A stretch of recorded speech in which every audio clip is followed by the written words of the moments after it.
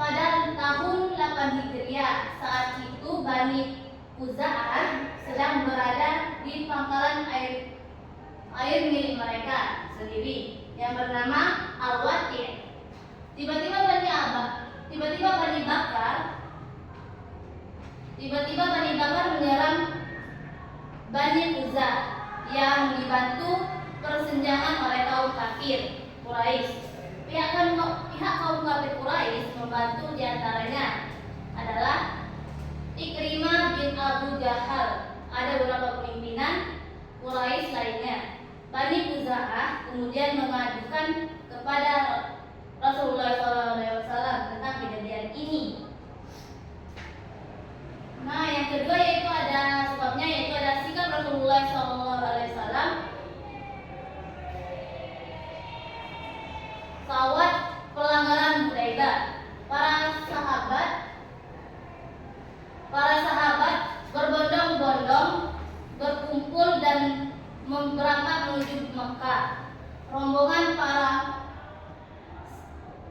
sahabat karena banyak kabilah-kabilah yang bergabung seperti kabilah Sultan, Muzainah, Kifaran, dan lainnya.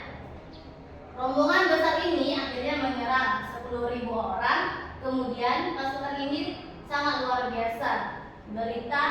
Beritanya datang nabi dengan pasukan yang besar lain ini pun akhirnya didengar oleh kaum kafir Quraisy. Mereka khawatir akan mendapatkan kekalahan apabila banyak tokoh mereka yang masuk Islam seperti Khalid bin Walid, Amir bin As-Sof, dan lainnya. Nabi akhirnya menyuruh bala tentara untuk mendirikan kemah di dekat kota Mekah, tepatnya di Mad Az-Zahran. Kemudian 10.000 orang dinyalakan. Kemudian 10.000 obor dinyalakan. Abu Sufyan, tokoh imij kaum Quraisy, pun berkata, "Aku belum pernah melihat api dan pasukan seperti malam ini." Rasulullah SAW didatangi oleh Abbas, pamannya, yang menyambut dengan sukacita. Abbas akhirnya menyatakan Islamnya, namun sahabat Abbas merasa khawatir terhadap keluarga yang berada di Mekah.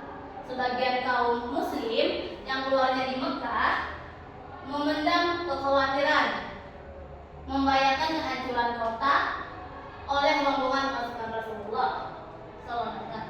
Kemudian datang pula Abu Sufyan yang juga menyatakan keimanan kembali masuknya Mekah. Abu Sufyan memberikan tentara muslim yang sangat banyak, menceritakan kepada kaum kafir di Mekah mendengar cerita Abu Sufyan. Lenyaplah harapan kaum musyrik Madinah. Yang ketiga yaitu adalah kemenangan Hudaybiyah. Setelah mengadakan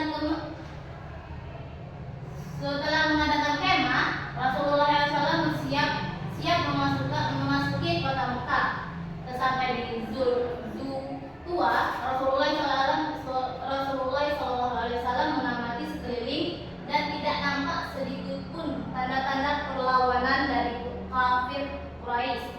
Maka Rasulullah SAW kemudian memanjatkan puji syukur kepada Allah Subhanahu wa Ta'ala atas terbukanya pintu Mekah tanpa perlawanan. Namun Rasulullah SAW tetap waspada. Kemudian Rasulullah SAW memerintahkan peristiwa memasuki kota Mekah dan 4 arah pasukan. Pertama dipimpin sahabat Zubair bin Awan, diperintahkan memasuki Mekah dari sebelah utara. Pasukan kedua dipimpin sahabat Khalid bin Walid memasuki memasuki Mekah dari arah bawah pasukan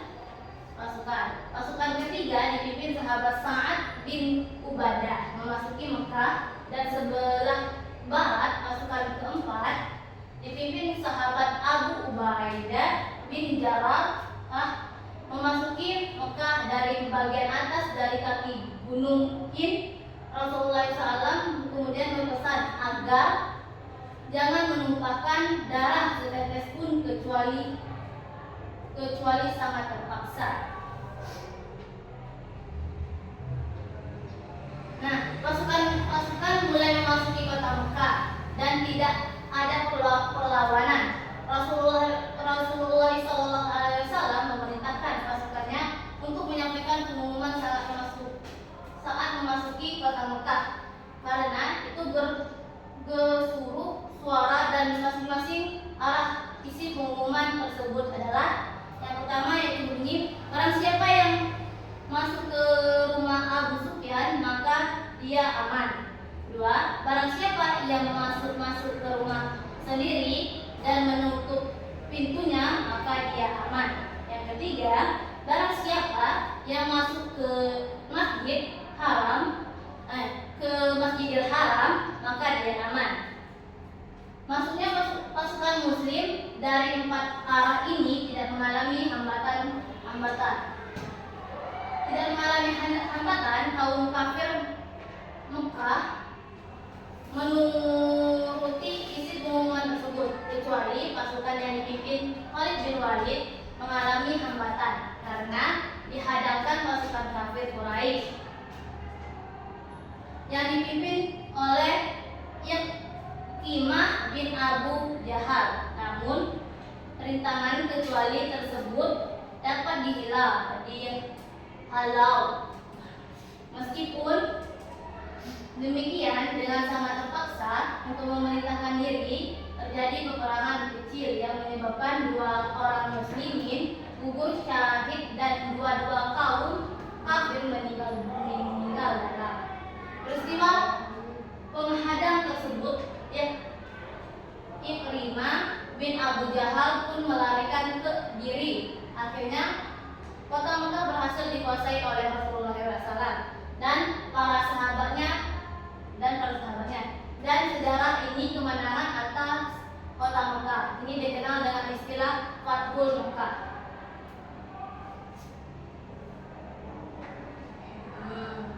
Dari sudah.